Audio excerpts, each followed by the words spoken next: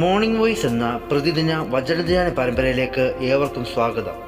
നിന്റെ ഹിതം പോലെ എന്നെ നിത്യം നടത്തിയിടണമേ. എന്റെ ഹിതം പോലെയല്ലേ എൻ പിതാവേ, എൻ യഹോവേ.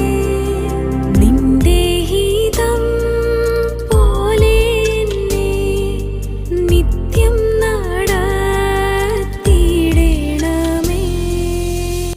ഇന്ന് ദൈവവചനത്തിൽ നിന്ന് കർത്താവിൻ്റെ ദാസൻ വിനോദ് തോമസ് കോട്ടയം ധ്യാനചിന്തകൾ പങ്കുവയ്ക്കുന്നു. പ്രാർത്ഥനയോടെ ശ്രവിച്ചാലും. ദൈവനാമം മഹത്വപ്പെടുമാറാകട്ടെ. മോർണിംഗ് വോയിസിലൂടെ ദൈവവചനം ശ്രവിക്കുന്ന എല്ലാ ബഹുമാന്യ സ്നേഹിതർക്കും സർവകൃപാലുവായ ദൈവത്തിൻ്റെ നിസ്തുല്യമായ നാമത്തിൽ പ്രഭാത വന്ദനം. 1 തെസ്സലോനിക്കർ 5-ാം അധ്യായം 23-ാമത്തെ വാക്യം വായിക്കുവാൻ ആഗ്രഹിക്കുന്നു. സമാധാനത്തിന് ദൈവം തന്നെ നിങ്ങളെ മുഴുവനും ശുദ്ധീകരിക്കുമാറാകട്ടെ.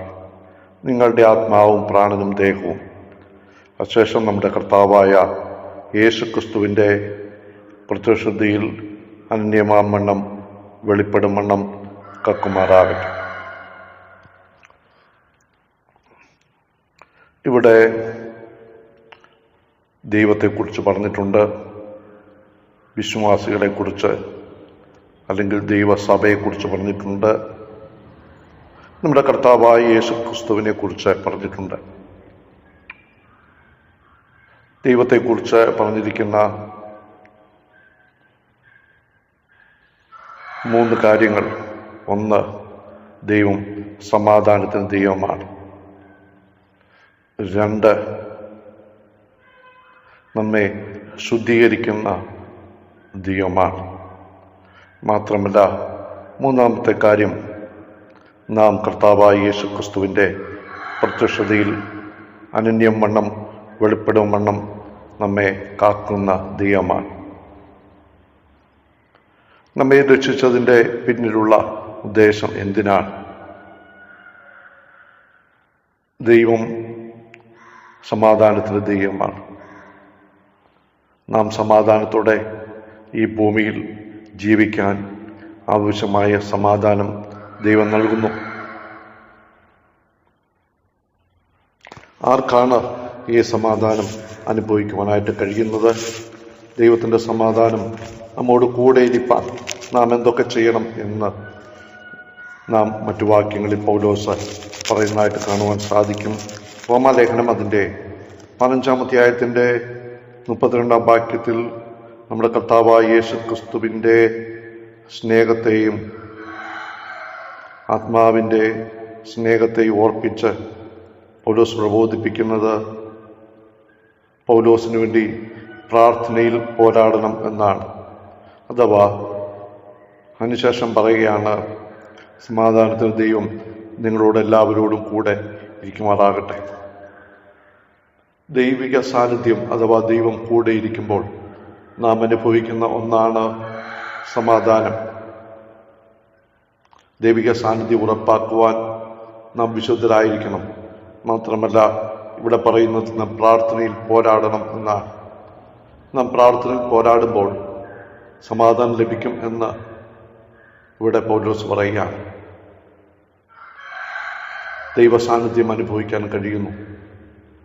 മാത്രമല്ല, ഫിലിപ്പിയർ 4:7 പറയുന്നുണ്ട്, ദൈവിക സമാധാനം നമ്മുടെ ഹൃദയങ്ങളെയും നിലവുകളെയും ക്രിസ്തുയേശുവിൽ കാക്കും. നാം ഒന്നിനെക്കുറിച്ച് വിചാരപ്പെടാതെ പ്രാർത്ഥനയാലും അപേക്ഷയാലും നമ്മുടെ ആവശ്യങ്ങളെ സ്വത്വത്തോടെ അറിയിക്കുമ്പോഴാണ് ആ സമാധാനം അനുഭവിക്കുവാൻ ഇടയാകുന്നത്. വിചാരപ്പെടുമ്പോൾ, ആകുലപ്പെടുമ്പോൾ, നമ്മുടെ സകലചിന്താകുലവും നാം കർത്താവിൽ സമർപ്പിക്കാതിരിക്കുമ്പോൾ ദൈവിക സമാധാനം നമുക്ക് അനുഭവേദ്യമാകുന്നില്ല. റോമന്റെ 14:20 വരുമ്പോൾ അവിടെ പറയുന്നു, സമാധാനത്തിൻ്റെ ദൈവം വേഗത്തിൽ സാത്താനെ നിങ്ങളുടെ കാൽ കീഴെ ചതച്ചു കളയട്ടെ. അപ്പോൾ സമാധാനത്തിൻ്റെ മറ്റൊരു തടസ്സം പിശാചാണ്. പിശാചിൻ്റെ മേൽ നമുക്ക് ജയം നൽകുന്ന ദൈവം പിശാചിൻ്റെ ആ പിടിയിൽ നമ്മെ വിടുവിച്ച് നാം സമാധാനമുള്ളവരാകണം. അതിന് നാം നന്മയ്ക്ക് ജ്ഞാനികളും തിന്മയ്ക്ക് അജ്ഞാനികളുമാകണം എന്നവിടെ പറയുന്നുണ്ട്. അങ്ങനെയാകുമ്പോൾ നമുക്ക് പിശാചിന് മേൽ ജയം നേടുവാൻ സാധിക്കും, സമാധാനത്തോടെ ജീവിക്കുവാനായിട്ട് സാധിക്കും. രണ്ടാമതായിട്ട് പൗലോസ് ഇവിടെ പറയുന്നത് നമ്മുടെ ശുദ്ധീകരണത്തെക്കുറിച്ചാണ്. നിങ്ങളുടെ ആത്മാവും പ്രാണനും ദേഹവും അശേഷം നമ്മുടെ കർത്താവായ യേശുക്രിസ്തുവിന്റെ പ്രത്യക്ഷതയിൽ അന്യമാമണ്ണം വെളിപ്പെടുമാറാകട്ടെ. ദൈവം നമ്മെ ശുദ്ധീകരിക്കുന്നു. കർത്താവിൻ്റെ പ്രത്യക്ഷതയിൽ നാം അനന്യമാമണ്ണം വെളിപ്പെടുവാൻ നമ്മെ ശുദ്ധീകരിക്കും ദൈവം. ഇവിടെ നമ്മുടെ ആത്മാവിൻ്റെ ശുദ്ധീകരണത്തെക്കുറിച്ചും പ്രാണന്റെ ശുദ്ധീകരണത്തെക്കുറിച്ചും ദേഹത്തിൻ്റെ ശുദ്ധീകരണത്തെക്കുറിച്ചും കാണുന്നുണ്ട്. നാം എബ്രായ ലേഖനം അതിൻ്റെ 10-ാം അധ്യായത്തിലേക്ക് വരുമ്പോൾ അവിടെ നാം വായിക്കുന്നുണ്ട്, നമ്മുടെ ലഭിച്ചിരിക്കുന്ന ആ സ്ഥാനീയമായ ശുദ്ധീകരണത്തെക്കുറിച്ച് 10-ാം അധ്യായം 10-ാം വാക്യത്തിൽ പറയുന്നു, ആ ഇഷ്ടത്താൽ നാം യേശുക്രിസ്തു ഒരിക്കലായി കഴിച്ച ശരീരയാഗത്താൽ വിശദീകരിക്കപ്പെട്ടിരിക്കുന്നു. നമുക്കൊരിക്കലായിട്ട് നമ്മുടെ ആത്മാവിൻ്റെ വിശദീകരണം ലഭിച്ചിരിക്കുകയാണ്. എന്നാൽ നാം ഈ ലോകത്തിൽ ജീവിക്കുമ്പോൾ പാപം പ്രവേശിക്കുന്നു. നാം ഓർത്തതുപോലെ ആ ശുദ്ധി നമ്മുടെ ജീവിതത്തിൽ കടന്നു വരാൻ കഴിയുന്നുണ്ട്. അതുകൊണ്ടാണ് 2 കൊരിന്ത്യർ 7:1 വരുമ്പോൾ പൗലോസ് പറയുന്നുണ്ട്, നാം ജഡത്തിലെയും ആത്മാവിലെയും സകല കന്മഷവും നീക്കി നമ്മെ തന്നെ ശുദ്ധീകരിച്ച ദൈവഭയത്തിൽ നമ്മെ തന്നെ ശുദ്ധീകരിക്കണം എന്ന് അവിടെ പറയുന്നുണ്ട്. എന്നാൽ ഇതിനുള്ള ശുദ്ധീകരണമാണ് പാപത്തിൻ്റെ ശക്തിയിൽ നിന്ന് നമുക്ക് ശുദ്ധീകരണം ദൈവം നൽകുന്നു. ദൈവവചനത്താൽ ശുദ്ധീകരണ പ്രമാണങ്ങൾ നമുക്ക് വെളിപ്പെടുത്തി തരുന്നു. പരിശുദ്ധാത്മാവ് നമ്മെ വിശുദ്ധ ജീവൻ നയിപ്പാൻ ഓരോ ദിവസവും ശക്തീകരിക്കുന്നു. ആത്മാവിനെ നാം അനുസരിക്കുമ്പോൾ, ആത്മാവിൻ്റെ ശക്തിയിൽ ദൈവവചനം നാം പ്രമാണിക്കുമ്പോൾ അതിൻ്റെ ജീവിതത്തിൽ നമുക്ക് വിശുദ്ധിയോടെ ജീവിക്കാനായിട്ട് കഴിയും. മൂന്നാമത് നമ്മുടെ ദേഹിയുടെ വിശുദ്ധീകരണമാണ് ഇത് കണ്ടത്. ദേഹം അഥവാ ശരീരത്തിൻ്റെ പൂർണ്ണമായ ഒരു വിശുദ്ധീകരണം, നമ്മുടെ താഴ്ചയുള്ള ശരീരം കർത്താവായ യേശുക്രിസ്തുവിൻ്റെ മഹത്വമുള്ള ശരീരത്തോടെ അന്യവുമായി രൂപാന്തരപ്പെടുന്ന ദിവസം വരുന്നു. തേജസ്കരണത്തിലൂടെയാണ് നമ്മുടെ ശുദ്ധീകരണത്തിൻ്റെ പൂർണ്ണത കൈവരിക്കുന്നത്. അവൻ പ്രത്യക്ഷനായിരുമ്പോൾ നാം അവനെ താൻ ഇരിക്കും പോലെ ആകുന്നതുകൊണ്ട് നാം അവനോട് സദൃശന്മാരായി തീരും എന്ന് 1 യോഹന്നാൻ 3-ാം അധ്യായത്തിൻ്റെ 1 മുതൽ 3 വരെയുള്ള വാക്യങ്ങളിൽ യോഹന്നാൻ പറയുന്നുണ്ട്. ഇത് 3ഉം ദൈവമാണ് ചെയ്യുന്നത്. ഇതിൽ നമ്മുടെ ഉത്തരവാദിത്വം നമ്മുടെ ദേഹിയുള്ള ബന്ധത്തിലുള്ള ശുദ്ധീകരണത്തിൽ മാത്രമാണ്. നാം നമ്മെ തന്നെ ദൈവവചനം വായിച്ചും പരിശുദ്ധാത്മാവിനാലും ദൈവവചനത്താലും നമ്മെ തന്നെ ശുദ്ധീകരിപ്പാൻ ഏൽപ്പിച്ചു കൊടുക്കേണ്ടതാണ്.